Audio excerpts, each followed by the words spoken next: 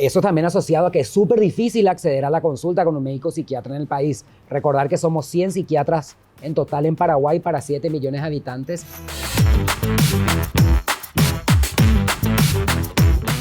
Hola, ¿cómo están? Bienvenidos a Todos Somos Iguales. Hoy estamos de vuelta de lo que fue Navidad, una fecha muy festiva, pero también triste, donde alcanzamos un pico de situaciones. Vamos a ir al grano de suicidios, de gente que decide dejar de lado todo esto, la carga pesada que no saben cómo sobrellevar o que no buscan ayuda. Es por eso que hoy tenemos un invitado que conoce mucho de estos casos. Estamos hablando del doctor Julio Torales, psiquiatra, que va a estar acompañándonos hoy. Bienvenido, por favor. Gracias, Julio. Doctor, qué bueno tenerte acá. Gracias por invitarme y principalmente por darle manija al tema de salud mental. En un país donde todavía es tan difícil hablar de salud mental por el estigma y por el tabú que se acompañan a la consulta con un psiquiatra o con un psicólogo. ¿Pero usted cree, doctor, que el estigma viene por parte de la consulta o por parte del acceso mismo que significa para la población tener ese acceso a un psiquiatra? Desde el punto de vista, en medicina, psiquiatría siempre fue vista de manera discriminativa. ¿Por qué? Porque en medicina nos gusta encontrar el órgano enfermo, sacar ese órgano enfermo, encontrar la bacteria, darle el antibiótico y se cura. Cuando estamos hablando de salud mental, estamos hablando del cerebro humano, que si bien hay componentes biológicos asociados a la enfermedad mental, hay muchas cuestiones relativas a la propia personalidad y al ambiente que no se curan con una pastilla. Entonces es un poco más complejo el tratamiento y el diagnóstico de estos trastornos. Doctor, ¿y cómo yo puedo identificar una situación cercana? ¿Cómo yo puedo saber que una persona de mi entorno está pasando por una enfermedad mental? Primero tenemos que, algo importante, estaban mencionando al inicio la cantidad de suicidios. El 90% de las personas que se suicidaron tenían al momento de la muerte una enfermedad mental no diagnosticada o maltratada. De ahí la importancia de hacer ese diagnóstico y no pensar que suicidio es igual a depresión, porque el suicidio es la culminación, el desenlace fatal de cualquier trastorno mental. Depresión, un trastorno bipolar, abuso de sustancias, ansiedad generalizada, esquizofrenia, un trastorno de la personalidad. ¿Cómo nos damos cuenta? Si una persona empieza a dejar de disfrutar de las actividades que normalmente hacía, empieza a aislarse. No le gusta, le encantaba el fútbol y deja de ir a jugar al fútbol. En mi caso, que me gusta ver series o salir con mis amigos, bailar, ya no quiero más salir. No, me empiezo a aislar. Empiezo a estar cada vez más irritable en el trabajo. Empiezo a responder mal a las órdenes del día a día. Me llevo mal con mis compañeros, con mis superiores, con mis subordinados. Empiezo a aislarme de la sociedad. Empiezo a rendir menos en el trabajo, en el estudio. Eso es algo que nos tiene que llamar la atención. Y ahí los amigos tenemos que acercarnos. Tanto amigos como familia tenemos la responsabilidad de decir, che, te veo mal. ¿Será que querés hablar del tema? Te acompaño a la consulta, te acompaño a un profesional de salud mental. Es ese estrés, ¿no? Que de por ahí todos tenemos que sobrellevar, el estrés del día a día. Eso también sería un motivo para visitar a un profesional de la psicología o de la psiquiatría, la cuestión del estrés excesivo, porque no sé si el estrés también es considerado por ahí una enfermedad mental, ¿verdad? Pero sí es una condición que de por ahí puede desencadenar, requiera atención. Cuando el estrés nos sobrepasa así. Por definición, el estrés es algo natural y hasta, si se quiere, útil en el día a día de los humanos. Sin el estrés, o sin la respuesta al estrés, mejor dicho, nos hubiéramos extinto hace rato. Por ejemplo, tengo un examen mañana, pasado mañana, entonces se liberan mis hormonas de estrés, se libera el cortisol a través de la glándula suprarrenal y a nivel cerebral también se liberan catecolaminas, adrenalina, noradrenalina. Entonces yo me enfrento a la situación, aprendo mejor, me enfrento.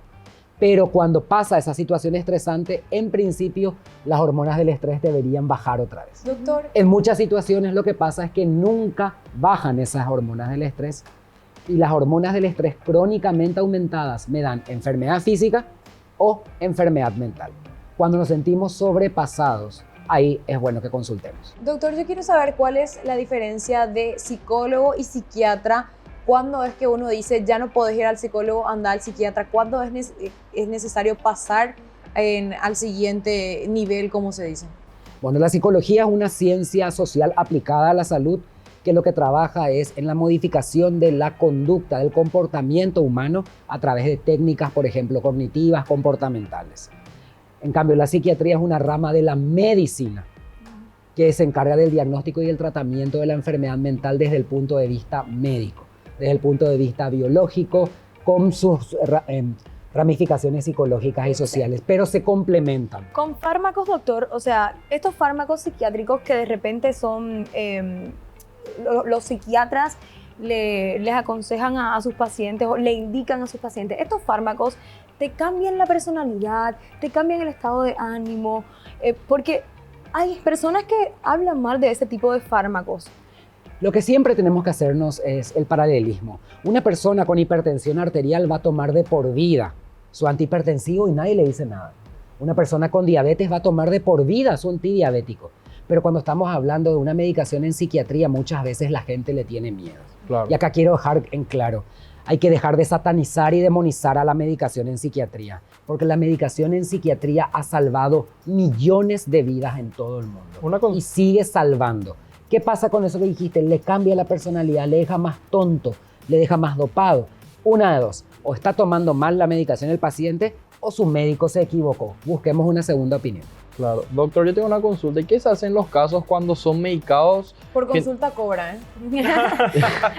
Pregunta nomás. ¿Sí? Mira que a usted ya le estoy cobrando. Usted no le va a llegar los honorarios. Cuando son medicados los pacientes, pero ya llegan al punto de la adicción al medicamento. Y el principal problema es que no se hace un buen seguimiento. Muchas veces una persona va a la consulta, se le indica un fármaco, se siente bien y como se siente bien, ya deja de ir al siguiente control. Obviamente, eso también asociado a que es súper difícil acceder a la consulta con un médico psiquiatra en el país. Recordar que somos 100 psiquiatras en total en Paraguay para 7 millones de habitantes y 12 también somos psiquiatras infantos juveniles, que hicimos medio obligados. A mí no me gustaba la población pediátrica, nunca me gustó en la carrera de medicina y, oh sorpresa, ahora a lo que me dedico es. Pero bueno, encima que es difícil acceder, la persona, por ejemplo, deja de ir. Entonces, cada vez que se siente mal, dice, ¿será que cuando la otra vez estaba tomando tal medicación, voy a yo nomás doblar la dosis? Y ahí empiezan los problemas de adicción. Cuando uno toma la decisión de cambiar la medicación o doblar la dosis. Recuerden, el que estudió, yo estudié medicina, yo sé exactamente cuándo. Incluso, igual yo me puedo equivocar y me he equivocado. La medicina no es una ciencia exacta. Y cada persona es un cuerpo diferente, una mente diferente, entonces es evidente que cada día estamos aprendiendo, aunque más vos hayas estudiado algo, cada persona te enseña algo nuevo también. Hasta cuestiones relativas al tamaño corporal, al sexo, al género, a la cantidad de ejercicio físico que uno hace. No es lo mismo indicarle un antidepresivo a una persona sedentaria que a una persona que suda mucho. ¿Escuchaste, Joval? Vos que entrenas mucho. Doctor, hablábamos de suicidio, ¿verdad? De esa situación que se desencadena, pero las personas que, digamos, se intentan suicidar, no pasó, acuden al psiquiatra en Paraguay. Bueno, en los últimos años hemos visto que más personas han consultado y eso ha tenido mucho que ver la manija que le estamos dando a través de los porque medios de comunicación. hay todo un tabú también Claro. alrededor de Todavía que le estamos dando para que la gente conozca que es una enfermedad, ¿no? Porque es muy difícil aceptar en un país como el nuestro que uno tiene una enfermedad mental por las condiciones peyorativas asociadas. Y les voy a dar un ejemplo y voy a hacer adrede peyorativo. Cuando nos enojamos con una persona, por lo general del sexo femenino, encima somos discriminativos, decimos dejala, esa es una loca. No decimos dejala la diabética, cuidado con la hipertensa, ya que la artrítica. No, siempre utilizamos a la enfermedad tóxica. mental, a la enfermedad mental de manera peyorativa, haciendo que menos gente quiera ir. Y por otro lado, le damos un componente esotérico a la enfermedad mental. ¿Y en qué? Esotérico, divino, religioso. Y les doy el ejemplo. Cuando una persona tiene una crisis hipertensiva, nadie se va y le dice a vos lo que te falta es Dios. No. Vamos al hospital rápido, te damos a un antihipertensivo, le dice. Pero en cambio, una persona con una enfermedad mental, típico es que le dice a vos lo que te falta es Dios. Exorcismo que a tú ya le quieren hacer. Porque asumen que es una cuestión esotérica. Y ustedes no saben el daño que le hacen o que le hacemos a una persona creyente con depresión que encima le decimos que le falta a Dios. Imagínate, yo estoy con depresión y mi única deidad me falta. Y a una persona no creyente con depresión que yo le diga a vos lo que te falta es Dios, también le hago un tremendo daño porque quiere decir que no le estoy tomando en serio. La religión es un factor protector que usamos en consulta para los creyentes. pero no para los que no son. Doctor, pero ¿qué se hace en caso de que tenga un familiar? Esta pregunta va para la Dejamos- siguiente cápsula. Claro, O sea, ahora vamos a cerrar la primera parte, pero con esta pregunta de Joal, así que... sé que estarán viendo personas que pasaron por una situación donde algún familiar, algún amigo tiene un intento fallido de suicidio. La ley le obliga a esa persona a recibir terapia. ¿Cuál es el procedimiento que sigue la familia? Porque es un gran problema, entre comillas, que necesita atención y queremos saber un poco cuáles son los pasos a seguir cuando una persona ya amenaza que se va a autoeliminar, ya intentó incluso. ¿Hay algo que les obliga a ellos a tomar terapia psiquiátrica? Doctor, esto vamos a responder en la siguiente parte. Terminamos en la primera parte, tenemos muchísimas preguntas. Hay que entrar en una parte también que es redes sociales y todo el tema psicológico que necesitamos nosotros que trabajamos en Sí. esto también, así que no se muevan del otro lado.